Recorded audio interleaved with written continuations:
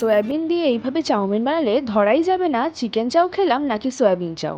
চলো তোমাদের সাথে চাউয়ের রেসিপিটা শেয়ার করে নিই। কড়াতে সাদা তেল গরম করে তার মধ্যে ফোড়নের জন্য দিয়ে দিলাম জিরে। মশলার জন্য দেব পেঁয়াজ আদা রসুনের পেস্ট, দিয়ে দেবো স্বাদ মতো নুন আর হলুদ। এরপর নুন হলুদটা মশলার সাথে ভালো করে মিশিয়ে নেব। এরপর ওর মধ্যে দেব জিরে গুঁড়ো আর ধনে গুঁড়ো। মশলাটা যেন ধরে না যায় তার জন্য অ্যাড করব সামান্য জল। এরপর অ্যাড করব একটা ভাজা গুঁড়ো মশলা, যেটা আমি বাড়িতেই বানিয়েছি। এর জন্য আমি নিয়েছিলাম তেজপাতা, শুকনো লঙ্কা আর পাঁচফোড়ন। শুকনো খোলায় ভালো করে ভেজে নিয়ে সেটা আমি গুঁড়ো করে রেখেছিলাম। সেই মশলাটাই এবার অ্যাড করে দেবো। এরপর মশলাটা কষানো হয়ে গেলে ওপর থেকে দিয়ে দেব আগে থেকে সেদ্ধ করে রাখা সয়াবিনগুলো। এবার সয়াবিনটা শুকনো শুকনো করে ভালো করে কষিয়ে নেব। এবার সয়াবিনটা আলাদা জায়গায় তুলে রেখে ওই কড়াতেই দিয়ে দেব আবার একটু সাদা তেল।